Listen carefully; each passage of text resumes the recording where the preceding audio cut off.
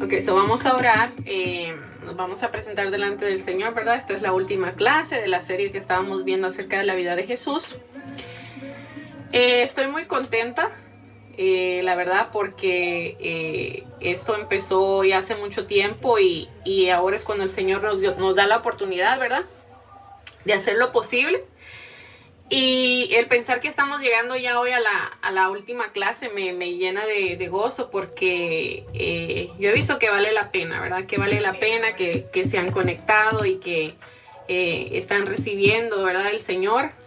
Y eso es lo que yo busco, ¿verdad? Que le podamos conocer a nuestro Señor un poquito más cada día y que podamos comprender, ¿verdad? Por qué Él murió por nosotros, por qué Él nos ama tanto como nos ama. Y, ¿verdad? El propósito por el cual nosotros venimos a esta tierra, ¿verdad? Entonces, vamos a orar, vamos a presentarle esta última clase al Señor. Y, ¿verdad? Sabiendo, ¿verdad? Ya les comenté que la semana que viene, si Dios permite, el sábado, vamos a comenzar otra serie que yo creo que es súper interesante. Y bueno, vamos a esperar, ¿verdad? También que Dios nos ministre a través de su palabra. Y que podamos, ¿verdad?, nosotros adquirir ese conocimiento que es tan necesario más para hoy en día, ¿verdad?, que estamos pasando unos momentos difíciles. La humanidad lamentablemente va de mal en peor. Y si nosotros tenemos el conocimiento del Señor, vamos a poder entender todo lo que estaba pasando alrededor del mundo y vamos a poder también saber cómo actuar, qué es lo que nosotros debemos de hacer, ¿verdad? Y cómo nosotros debemos de vivir. Así es que ahí donde están, cierren sus ojos y vamos a orar. Padre bueno, Padre eterno, venimos, Señor, delante de ti, Señor, adorando tu nombre, Señor, reconociendo que tú eres el Dios poderoso, el Dios santo, el Dios omnipotente, el Dios omnipresente. Señor, te bendecimos y te adoramos, Padre. Gracias, Señor, por este día precioso que hiciste para nosotros, Señor. Gracias, Padre Santo, porque has preparado esta hora, Señor, para que nos reunamos a escuchar de tu palabra, Señor, aprender de ella, Señor. Gracias porque has ministrado mi corazón, Señor, y has ministrado el corazón de los que escuchan, Padre Santo. Te doy gracias por cada uno de ellos, Señor. Gracias porque hasta aquí tú nos has ayudado, Padre Santo, y te pido, Señor, con todo mi corazón, Señor, que tú nos sigas llevando, Señor, por ese buen camino, Señor, por el camino de tu palabra, Señor, y que podamos aprender cada día más, Señor. A ti sea toda gloria, toda honra, Señor, y en el nombre de Jesús te lo pedimos, Padre Santo. Amén. Bueno, ¿se acuerdan que hablamos la semana pasada?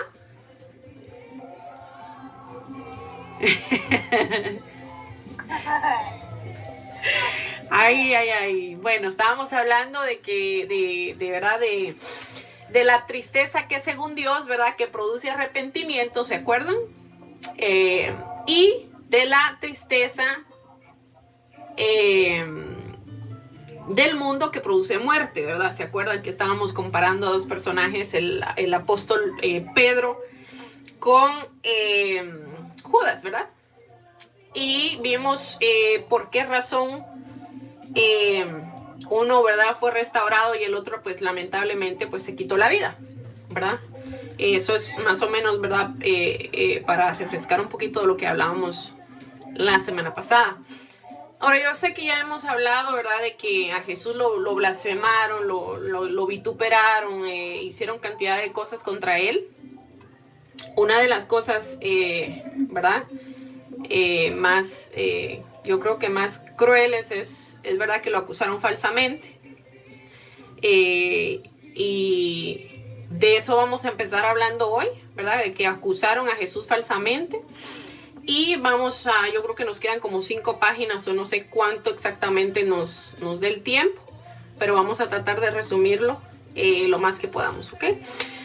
No sé si alguno de ustedes, si yo les pido por favor para la semana que viene, si alguno de ustedes tienen Biblia, no importa la versión que sea, no importa, cualquier Biblia, ¿verdad?, que ustedes si la pueden tener ahí a la mano, porque yo quiero que interactuemos, de que ustedes puedan leer, de que yo pueda tener esa colaboración de ustedes, de que ustedes puedan buscar.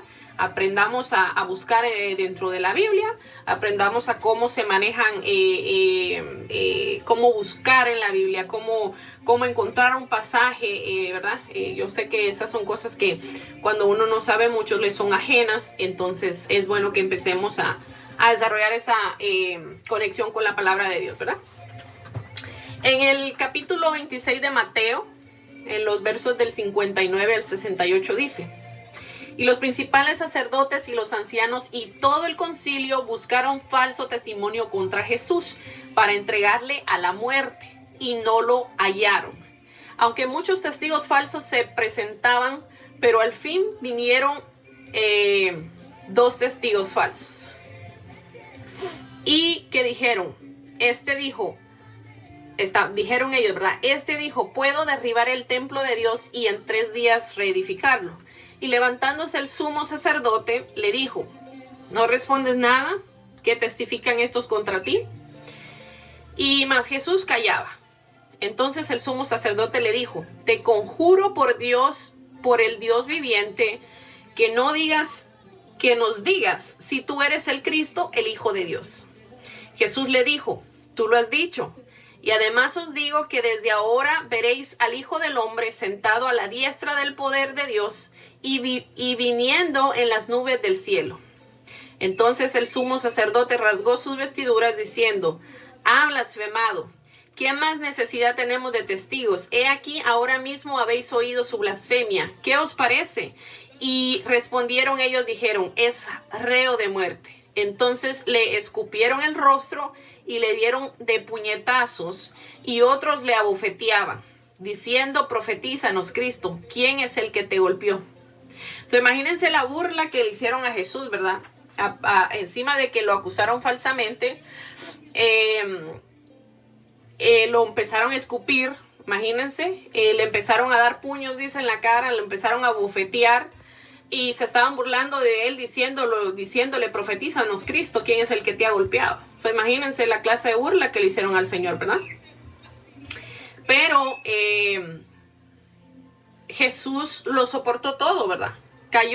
Realmente cayó. Y sí, Jesús dijo esa frase, ¿verdad? De que el templo, ¿verdad? Podría derribar el templo y en 3 días reedificarlo. Pero Cristo estaba hablando de su cuerpo. La palabra dice que nuestro cuerpo es el templo del Espíritu Santo, ¿verdad? Que es Dios. Entonces Jesús estaba hablando de su cuerpo. ¿Y por qué él dijo reedificarlo en 3 días? Porque lo iban a destruir, ¿verdad? O sea, iban a matar el cuerpo. O sea, Jesús iba a morir, pero en 3 días iba a resucitar, ¿verdad? Eso hace sentido. Lo que pasa es que ellos no podían entender el mensaje espiritual que Jesús tenía, que Jesús les daba. Pero a eso era lo que Jesús estaba refiriendo, ¿verdad? Pero Jesús cayó por amor a nosotros, dice, le hicieron todas esas injurias, pero él cayó por amor a nosotros. Entonces, cuando Pilato lo interrogó, Jesús estaba de pie delante del gobernador y éste le preguntó diciendo, ¿eres tú el rey de los judíos?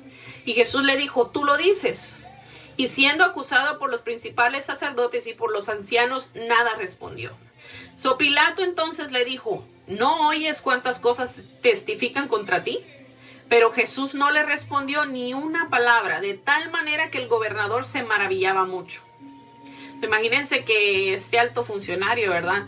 Estaba maravillado de la manera que Jesús respondía a los acusadores, ¿verdad? Que era quedándose callado.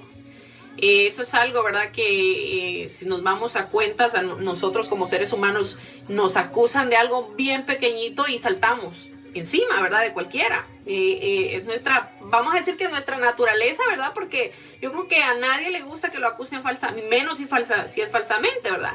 Imagínense si nosotros nos hemos defendido, ¿verdad? Y hablo yo de mí, andando yo en el mundo, me acusaban a mí de algo que tal vez era cierto, pero yo lo negaba y atacaba, ¿verdad? Esa es la naturaleza que uno tiene. Pero de Jesús tenemos nosotros que aprender que por amor Él cayó y no abrió su boca, dice la palabra, como cordero fue llevado al matadero, o sea, fue llevado a la cruz y Él no abrió su boca para defenderse. Entonces, y Jesús tenía, ¿cómo se dice?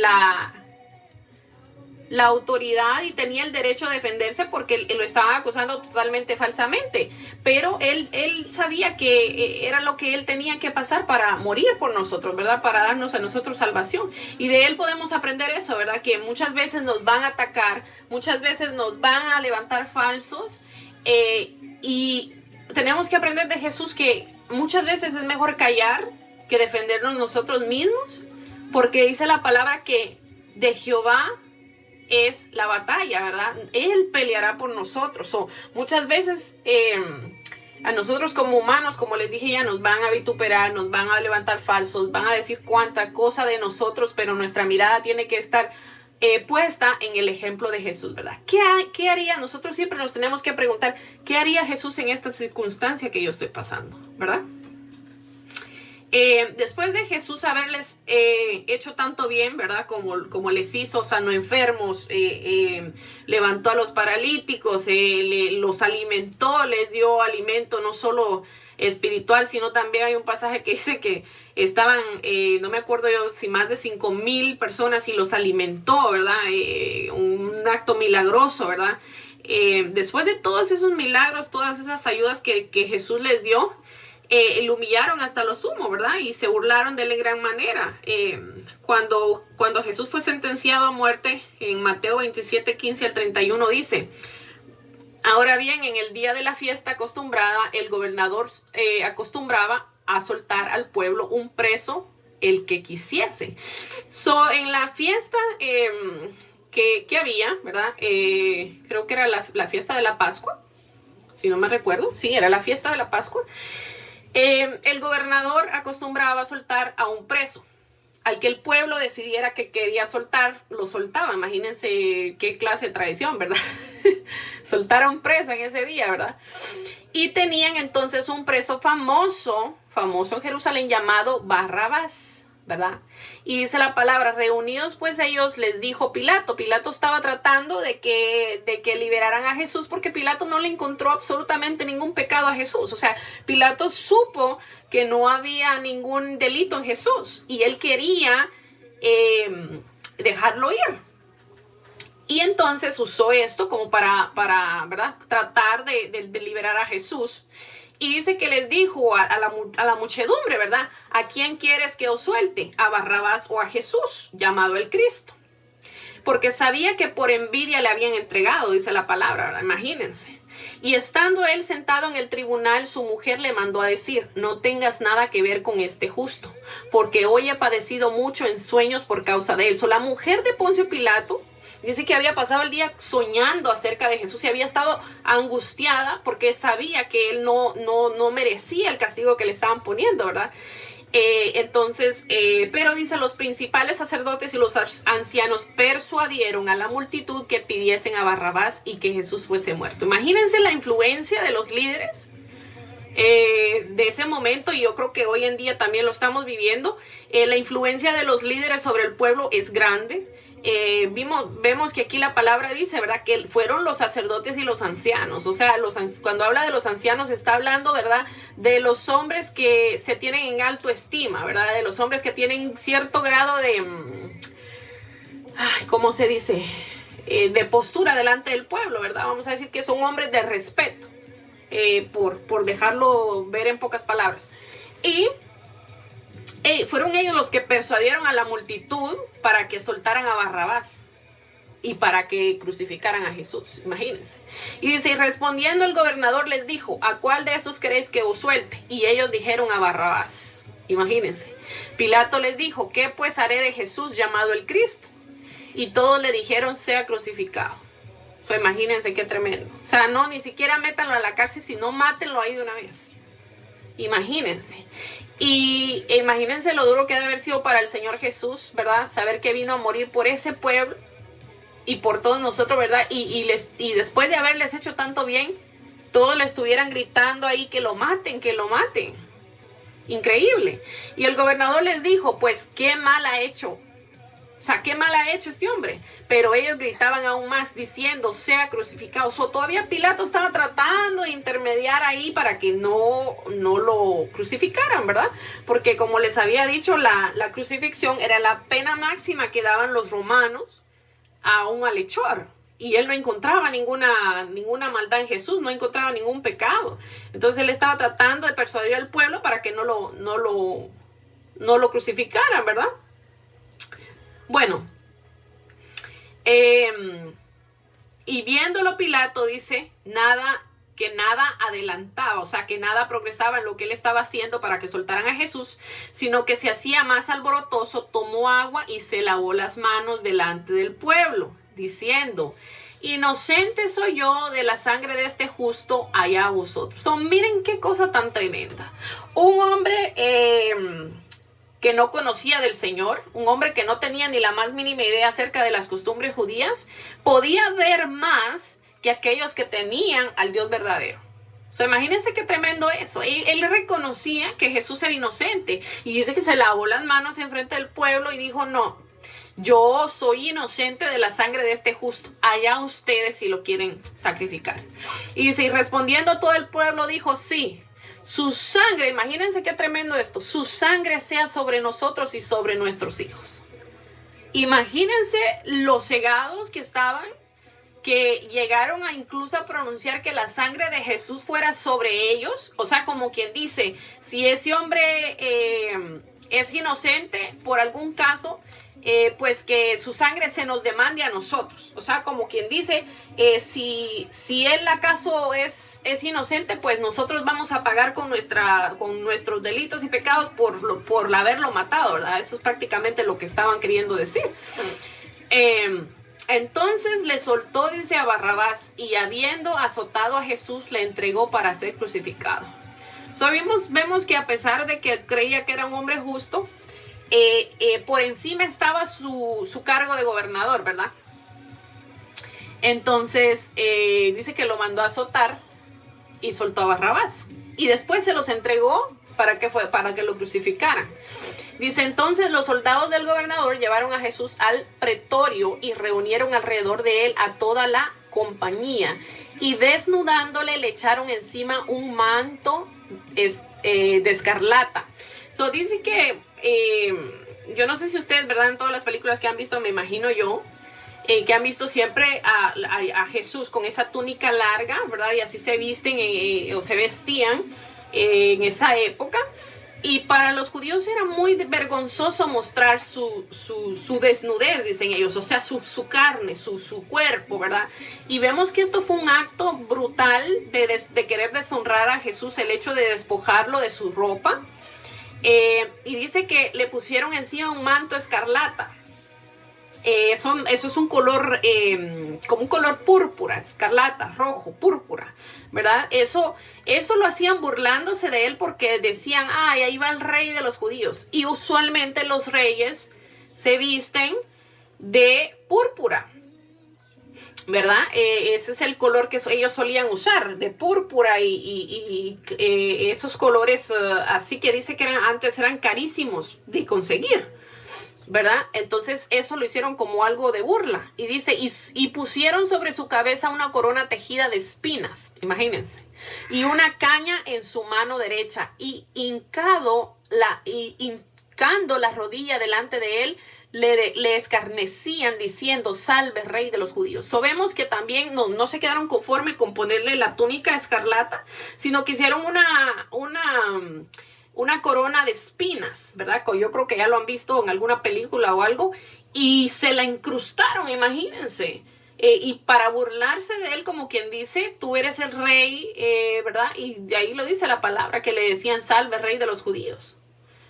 Y escupiéndole, tomaban la caña y le golpeaban la cabeza. Imagínense por un momento el dolor tan grande que Jesús pasó en ese momento, la humillación tan grande que tuvo que haber vivido nuestro Señor por causa de nosotros. Imagínense que dice que con esa caña le pegaban en la cabeza y Jesús no decía nada.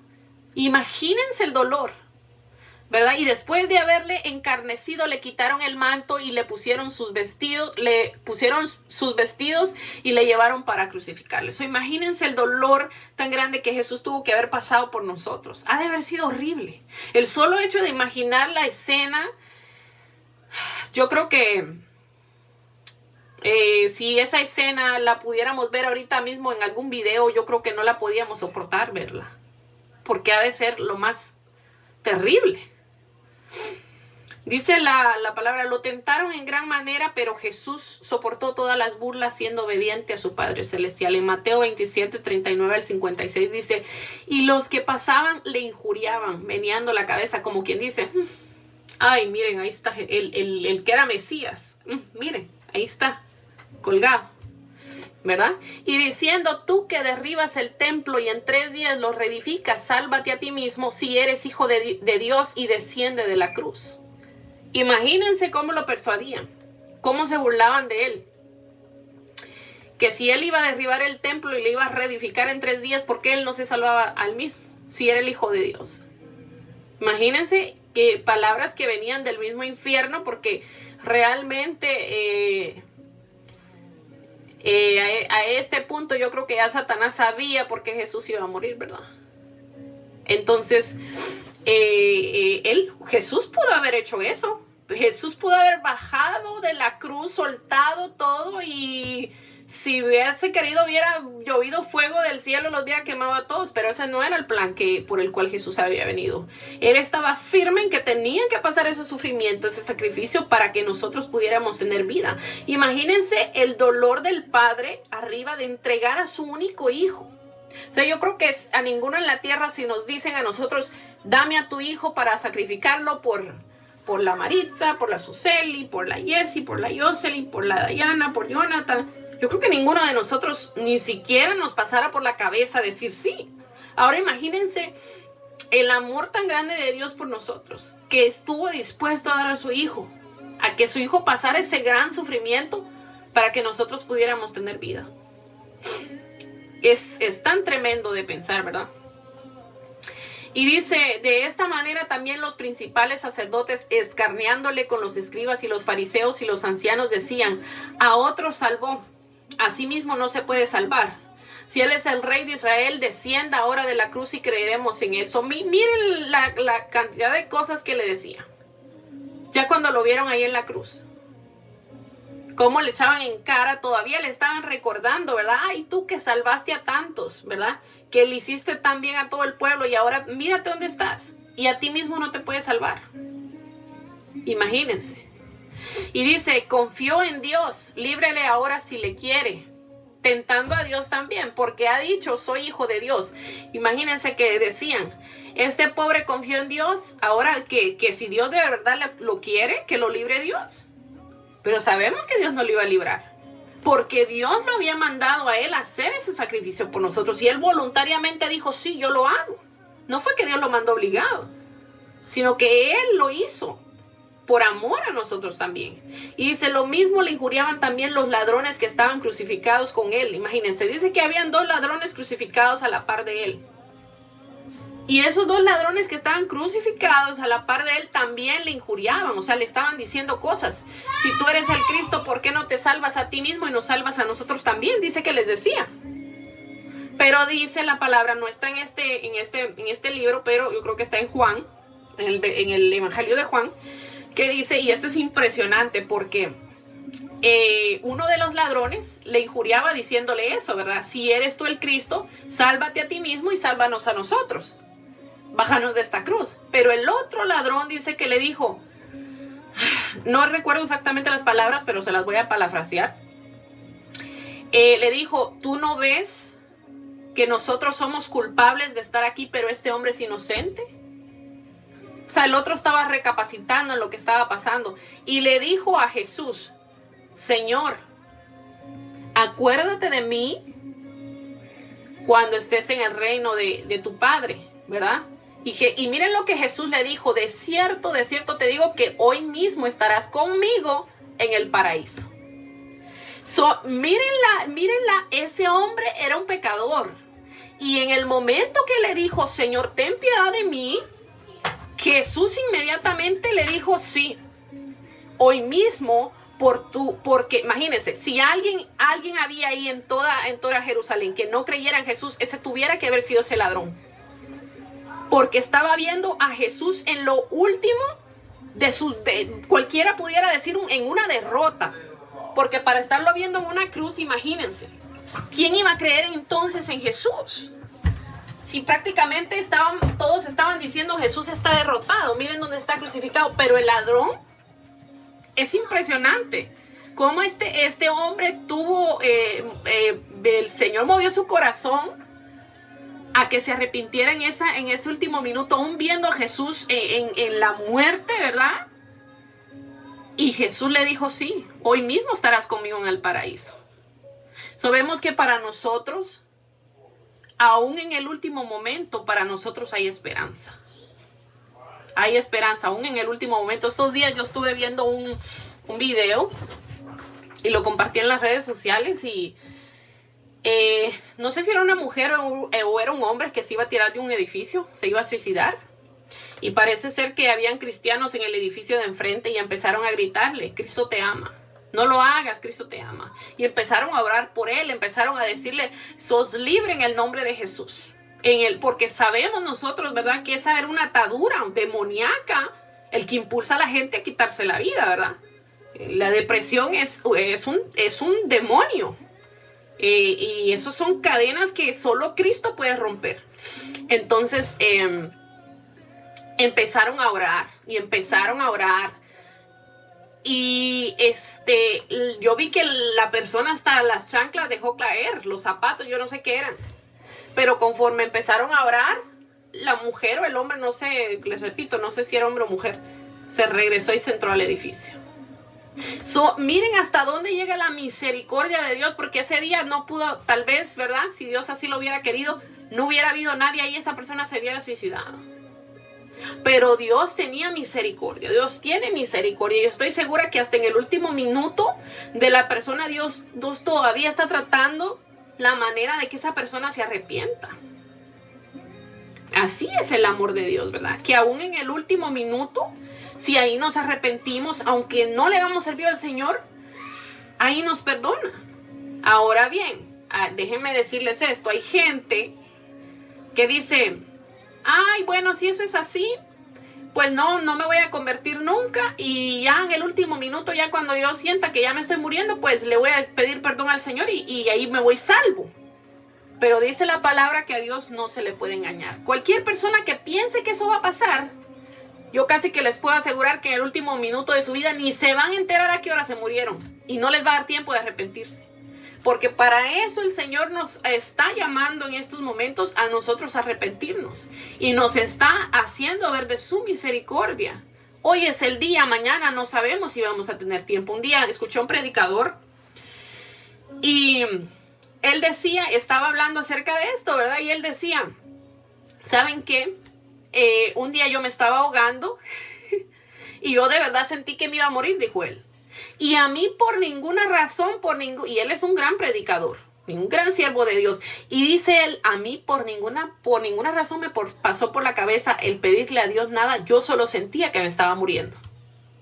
Pero a mí no se me pasó por la cabeza decirle, Señor, perdóname por si acaso me muero. Dice que él ni siquiera se acordó de Jesús en ese momento. ¿Qué nos garantiza a nosotros que en el último momento nosotros vamos por el miedo que que se va a apoderar de nosotros nos vamos a recordar al Señor Jesús? Imagínense. Entonces, ¿verdad? Como dice la palabra, como les digo, a Dios Dios no puede ser burlado. Hoy es la oportunidad que tenemos, hoy es la oportunidad que hemos de tomar. Una vez también un predicador muy famoso, yo me imagino que Jonathan y Jocelyn sabe quién es él, Gigi Ávila. Él estaba contando que estaban en una campaña y el Señor empezó a decir, ¿verdad? Que allá había un joven que ese día recibía su última oportunidad. Y él lo llamó y le dijo, joven, hoy es tu última oportunidad. Si tú sales de aquí sin aceptar al Señor Jesús, tu vida, tú te vas a perder, ¿verdad? Y el hombre dijo, no, yo no creo en nada de eso, y se fue. Ese día se fue, saliendo de esa campaña, se fue a beber con un amigo y se emborracharon, se pelearon y el amigo sacó una pistola y lo mató. Imagínense dónde está ese joven ahora, quemándose en el infierno. Dios le habló claro enfrente. Imagínense para que le hable el Señor a uno cara a cara enfrente de alguien, de la gente, y que uno no recapacite. Muchas veces ese llamado es la última vez que nos está diciendo el Señor, hoy es el día. Si no lo haces hoy te vas a perder. Y muchas veces la gente no quiere entender. Ese muchacho, lamentablemente, murió sin el Señor. Y la misma experiencia le pasó a él con otro joven. Dice que lo llamaron, dice que le dijo, así te dice el Señor, hoy es tu última oportunidad. Si hoy tú no te conviertes al Señor, te vas a perder. Y el hombre se humilló, aceptó al Señor. ¿Y qué creen que pasó?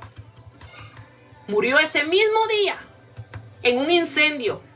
La casa se quemó, murió ese mismo día, pero ¿saben qué pasó? Él se murió salvo, porque ese día él había aceptado al Señor Jesús y esa era la última oportunidad que Dios le estaba dando a él. Y él la aprovechó. Y aunque se murió, él se fue con el Señor, porque él había aceptado ese día al Señor Jesús. Imagínense la misericordia de Dios hasta en los últimos minutos. Él sabe cuando nos está llamando. ¿Ok? Sigamos con el relato. Dice, cerca de la hora novena Jesús clamó a gran voz, diciendo, eso, la hora novena yo creo que es tipo de las 3 de la tarde. No estoy segura, pero más o menos así recuerdo. Dice que Jesús clamó a gran voz diciendo, Eli, Eli, lama sabactami. Esto es, Dios mío, ¿por qué me has desamparado? Ahora, Jesús dijo esto porque por primera vez en su vida se sintió que Dios no estaba con él. ¿Por qué razón? Porque todos los pecados de nosotros recayeron sobre Jesús. Y dice la palabra que donde está el pecado, Dios no puede habitar. Entonces Jesús estaba con todos nuestros pecados encima, que por primera vez en su vida sintió que Dios no estaba ahí. Y por eso exclamó esto, Dios mío, ¿por qué me has desamparado? Y algunos de los que estaban ahí decían al oírlo, a Elías llama a este. Elías era un profeta del cual vamos a hablar la semana que, bueno, no la semana que viene, pero vamos a hablar en el transcurso del desarrollo de las clases que vamos a tener. Y dice, y al instante corriendo uno de ellos tomó una esponja y la empapó de vinagre y poniéndola en una caña se la dio a beber. Imagínense qué tremendo. En vez de darle un poquito de agua, le dieron a beber vinagre. Imagínense, con la sed que Jesús me imagino yo que ha de haber tenido.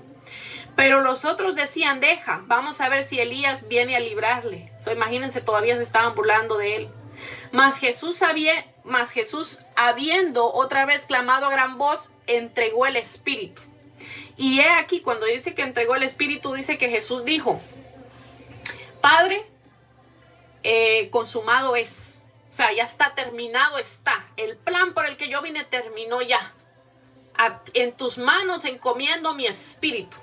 Así dice que dijo Jesús. Y he aquí, dice, el velo del templo se rasgó en dos, de arriba abajo, y la tierra tembló y las rocas se partieron. Ahora, referente a lo del templo, aquí hay una verdad simbólica muy grande,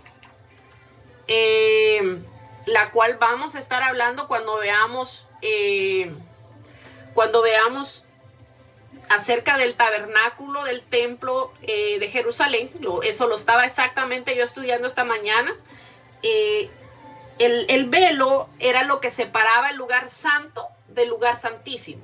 O sea, este era el lugar santo y aquí había un velo, y este era el lugar santísimo. En el lugar santísimo habitaba la presencia de Dios, pero a ese lugar no podía entrar más que un sacerdote una vez al año para hacer el sacrificio de expiación. Mira, aquí tengo yo uno para que les diga más o menos. Bueno, mira, a ver si lo pueden ver ahí. Déjame ampliar mi pantalla para yo poder explicarlo. ¿Lo pueden ver, Maritza? Vaya, miren, si me puedes enfocar el velo. ¿Dónde está el velo, Yoselín? Este es el lugar santo y el santísimo. Ok. Este era el velo, ¿verdad? De aquí, del velo para atrás, no podía pasar absolutamente nadie, porque si alguien llegaba a entrar y no era el sumo sacerdote, era consumido por la presencia de Dios. Ahí no podía entrar nadie. Entonces, ¿qué quería decir? Todo el pueblo necesitaba del sacerdote para poder llegar a Dios y que esos pecados fueran perdonados. Pero cuando Jesús sacrificó su vida por nosotros, dice que el velo de arriba abajo se rasgó. Como quien dice, Jesús ahora nos da libertad a nosotros de entrar al lugar santísimo por ese sacrificio que Él acaba de hacer. Y ahora nosotros no necesitamos del sumo sacerdote para nosotros poder llegar a Dios. Porque a través de Jesús, del sacrificio de Jesús, ahora tenemos entrada libre al trono de Dios. Imagínense el sacrificio tan grande, imagínense el poder de ese sacrificio que ahora todos nosotros tenemos el acceso al trono de Dios sin necesidad de ningún intermediario. Solo Cristo, yo y Dios. En el momento que yo me arrodillo y le digo al Señor, Señor, en el nombre de Jesús, inmediatamente el Señor va a prestar oído. Porque vas a ver que en el nombre de Jesús nosotros estamos accediendo a Él. Y detrás del templo y detrás del tabernáculo hay una simbología de que todo nos lleva a Jesús impresionante. Yo que lo estaba estudiando esta mañana, hubieron cosas que yo ya la había leído, pero no lo había visto de esa manera. Y me estuvo ministrando el Señor de una manera increíble. Y es todo eso, toda esa historia, todo eso, esa simbología la vamos a tratar, la vamos a estudiar. Pero les digo, es precioso ver cómo el Señor nos abrió ese camino, ¿verdad? Cómo Jesús nos abrió ese camino para que nosotros ahora podamos tener ese libre acceso al Señor. Ok, eso es el templo, eso es el velo que está hablando en este pasaje. Y dice, y aquí el velo del templo se rasgó en dos, de arriba abajo, y la tierra tembló, y las rocas se partieron. Imagínense, de la nada muere el Señor Jesús ahí, ¿verdad? Se rasga el velo del templo y tiembla toda Jerusalén. Dice que las rocas se partieron. Y se abrieron los sepulcros, imagínense, los muertos saliendo, y muchos cuerpos de santos que habían dormido se levantaron. Imagínense, son los muertos que murieron antes de Jesús, ese día resucitaron en cuerpos glorificados, porque, resucitaron en cuerpos glorificados, porque ya Jesús había muerto, ¿verdad? Y se los llevó con él, ¿verdad? Eso dice la Biblia, que bajó a las profundidades del Hades y se llevó cautiva la cautividad, ¿verdad? Se está refiriendo a eso, ¿verdad? Que habían ahí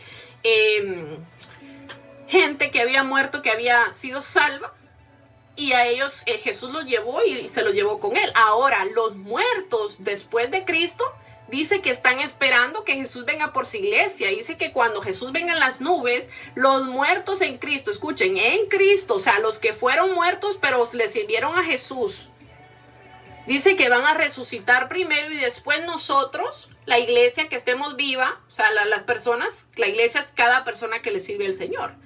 Y la iglesia va a ser levantada en los aires para nosotros podernos reunir con Jesús en las nubes, dice la Biblia. Ok, imagínense que se abrieron los sepulcros, dice, y muchos cuerpos de los santos que habían dormido, o sea, que estaban muertos, se levantaron. Cuando dice cuerpos de los santos, la Biblia se refiere a santos a nosotros. Los santos somos nosotros, y se nos llaman santos por nuestro Señor, ¿verdad? No quiero que esto quede claro. Los santos no se pongan a pensar que es una estatua, no. Los santos todos somos nosotros. Los que le servimos al Señor somos santos. Por eso la Biblia dice los cuerpos de los santos que habían dormido. O sea, de la gente que le sirvió a Dios. ¿Ok? Y salieron de los sepulcros después de la resurrección de Él y vinieron a la santa ciudad y aparecieron a... Imagínense el terror de esta gente. Que se te aparezca tu tía que murió hace 3 años ahí y tú la puedas tocar ahí y saber. Y salieron a dar testimonio de Jesús, me imagino yo. Y dice, y el centurión y los que estaban con él guardando a Jesús, visto el terremoto y las cosas que habían sido hechas, temieron en gran manera y dijeron, verdaderamente este era el Hijo de Dios. Imagínense, los que estaban cuidando a Jesús, los que estaban burlándose de él, ¿verdad? Cuando vieron el terremoto y vieron las cosas que habían pasado, les entró un gran miedo y dijeron, verdaderamente este era el Hijo de Dios. Imagínense, tuvo que de verdadmente morir Jesús para que ellos pudieran reconocer, sí, este era el Mesías. Qué tremendo. Y estaba ahí muchas mujeres mirando de lejos, las cuales habían seguido a Jesús desde Galilea sirviéndole, entre las cuales estaban María Magdalena, María la madre de Jacobo y de José, y la madre de los hijos de Zebedeo. ¿Ok? Y todo... miren las mujeres, esto es algo que me llama mucho la atención, porque todos los apóstoles abandonaron a Jesús en esos momentos. Hubo un solo apóstol que estaba ahí, y sabemos que es el apóstol Juan, que es el discípulo al que Jesús amaba, dice la Biblia. Él estaba ahí, y ahí estaban, pero las mujeres que le habían servido a Jesús, esas sí estaban ahí, no se apartaron de Jesús. Imagínense qué tremendo. Y déjenme decirles, yo he notado esto. Una mujer es muy fácil que se conecte con Dios. Hay una esencia en la mujer, una sensibilidad en la mujer que nos hace que nosotros nos acerquemos más a Dios. Claro, los hombres también, pero si ustedes van a un servicio, ustedes la mayoría de veces van a ver mujeres llorando, quebrantadas en el espíritu, y hombres muy pocos. Yo me he dado cuenta de eso. Y verdad, y este pasaje, verdad que dice que las mujeres que le servían a Jesús estaban ahí. ¿Ok? Todo lo que necesitamos ser en Cristo Jesús, Él mismo nos lo dejó saber a través de su palabra, ¿verdad? Con su ejemplo implacable. Él es nuestro deber como siervos suyos, ¿verdad? Que actuemos y vivamos como Él actuó y vivió, apartándonos para Él y siendo nosotros altamente preparados para soportarlo todo por amor a Él, ¿verdad? Así como Él lo soportó todo por amor a nosotros, nosotros como siervos suyos debemos de soportar todo por amor a Él, ¿verdad? Así como Él lo hizo por amor a nosotros, ¿ok? Esta clase, lo que yo escribí, lo que yo estudié, llegó hasta aquí. Ese era el último párrafo de la clase. Miren, nos salió justo porque tenemos 41 minutos de haber empezado. Es increíble, la verdad, de saber el sacrificio que nuestro Señor hizo y la manera de cómo Él actuó en las circunstancias, ¿verdad? Cómo se comportó y todo lo que hizo por nosotros, ¿verdad? No sé si alguien tiene algo que agregar, algo que hayan aprendido, algo que les haya tocado el corazón mientras en el transcurso de estas clases, que lo quieran compartir.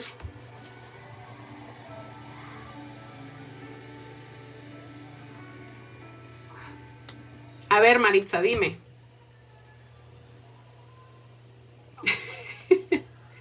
Bueno, como quieran, no te puedo... Porque dijiste que teníamos que aprender a leer la Biblia para la otra semana, que nos vas a dejar que busquemos algún...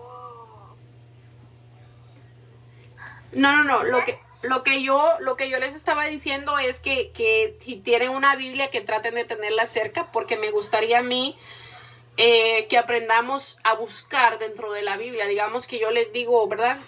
Suseli, búscame el capítulo 30 del libro de Juan, vamos a decirlo. Entonces vos sepas cómo buscar, que te familiarices con la Biblia.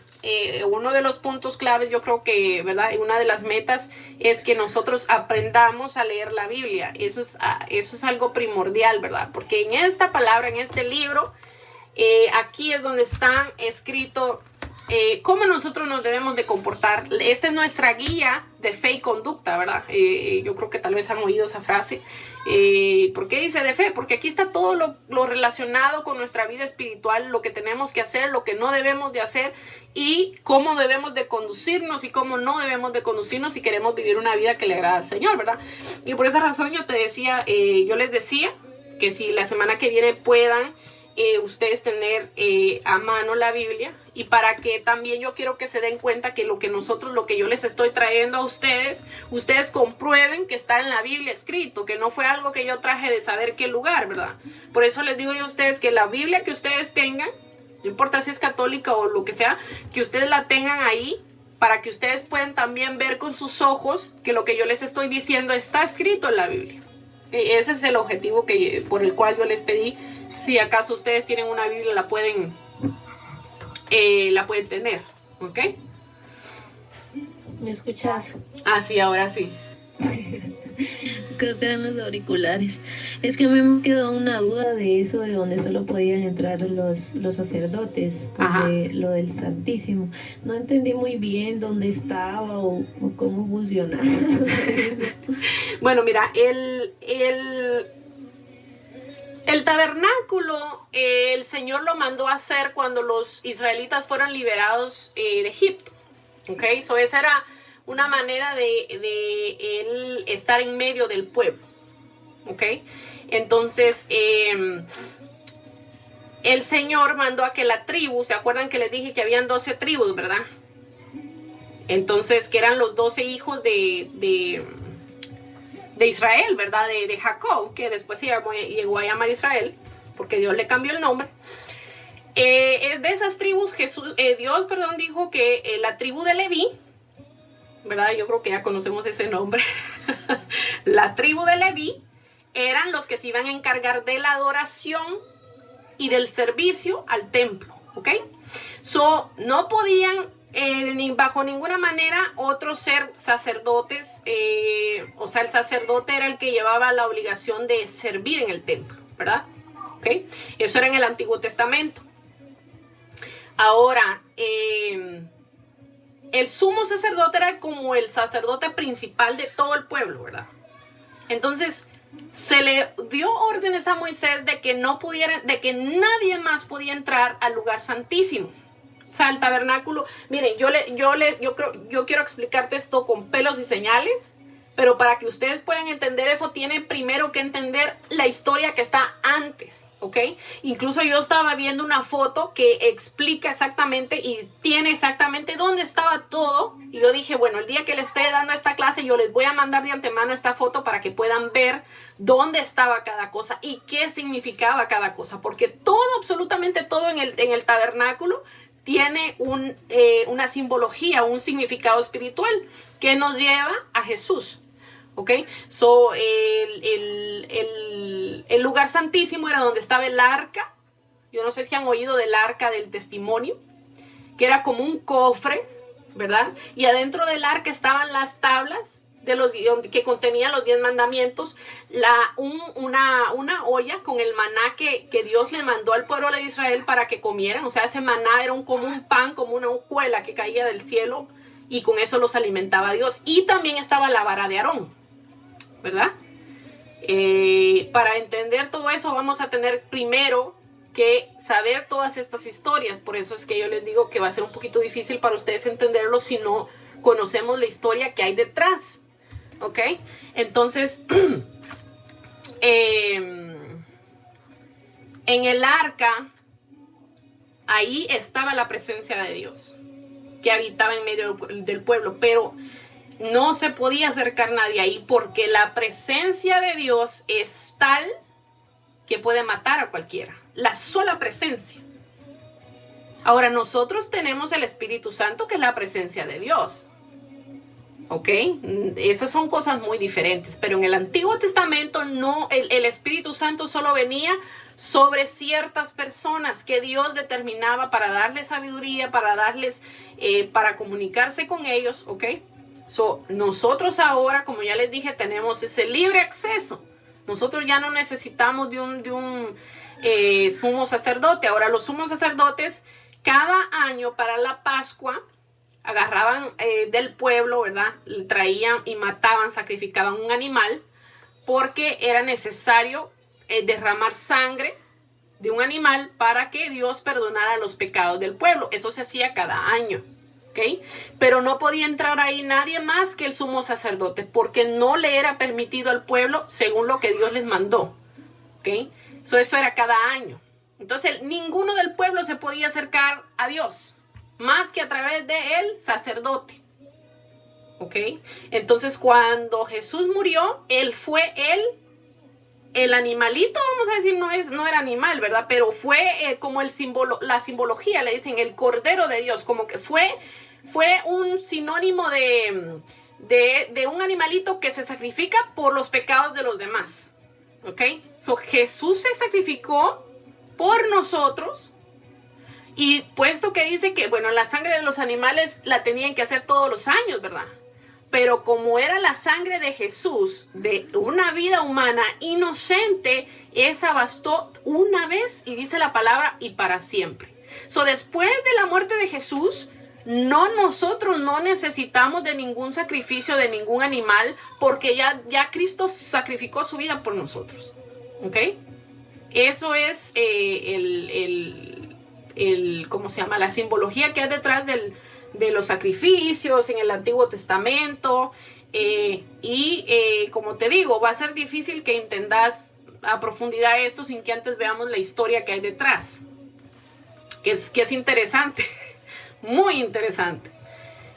Pero ya yo estoy trabajando en eso y les comparto que hoy exactamente estaba yo terminando un poco de lo del tabernáculo, ¿verdad? Que es lo que estábamos hablando. Después ya pues se llegó a construir un templo, pero las mismas cosas seguían estando ahí, ¿verdad? Que hizo el tabernáculo era como una tienda, pero enorme. No van a creer que era una tiendita de campaña y no, era enorme. Después pasó a ser un templo, ¿verdad? Pero sí, te voy a mandar una foto para que más o menos te des una idea de dónde estaba cada cosa y que puedas ver lo que había adentro. No me quisiera adelantar a esa clase, pero para que vayan abriendo su mente a lo que viene, pues se los voy a mandar, ¿ok? ¿Alguna otra pregunta? ¿No? Ok, bueno, perfecto. Entonces, gracias, de verdad que, como les digo, para mi persona es una gran victoria el que podamos haber terminado esta clase, que nos abrió las puertas, ¿verdad? Porque ahora vamos a empezar otra serie, otro grupo de clases que yo creo que nos van a adentrar aún más a lo que es el propósito de Dios para con nosotros, ¿verdad? Pero yo creo que era necesario que nosotros supiéramos quién era Jesús antes de que nosotros empezáramos a ver todo, porque es necesario que nosotros sepamos quién es nuestro Salvador, ¿verdad? Antes de nosotros poder conocer o entender un poquito más de lo que pasó en el Antiguo Testamento, ¿ok? Porque Jesús estuvo presente desde el final y en todo momento la Biblia lo presenta. En cada pieza Jesús está presente. No se dice abiertamente que es Jesús, pero nosotros podemos entender, podemos discernir que es de Jesús quien se estaba hablando, ¿ok? Así es que vamos a orar, vamos a darle gracias a Dios por esta gran victoria que ha culminado en este día y que va a continuar, ¿verdad?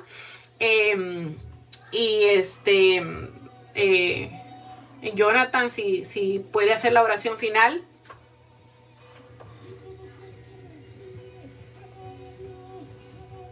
No sé si nos está oyendo.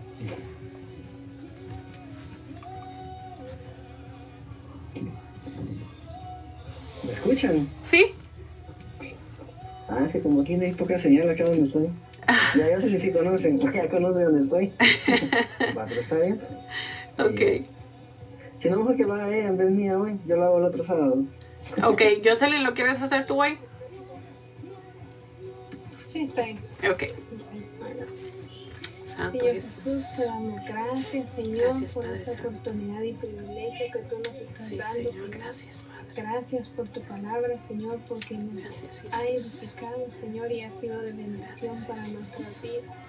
Te damos gracias, Sí, Señor, y permítenos, Señor, seguir aprendiendo cada día más Sí, de tu Padre palabra, Santo, Señor, gracias, y poderlo Padre. compartir, mi Dios. Te Gracias, damos gracias Jesús. en el nombre de Jesús. Amén. En el nombre de Jesús, Señor. Amén. Ok, que Dios me los bendiga, que Dios me los guarde. Y si Dios permite, pues nos vemos el sábado que viene a la misma hora y ya saben, por el mismo canal. Bye, Dios me los bendiga. Bye, cuídense.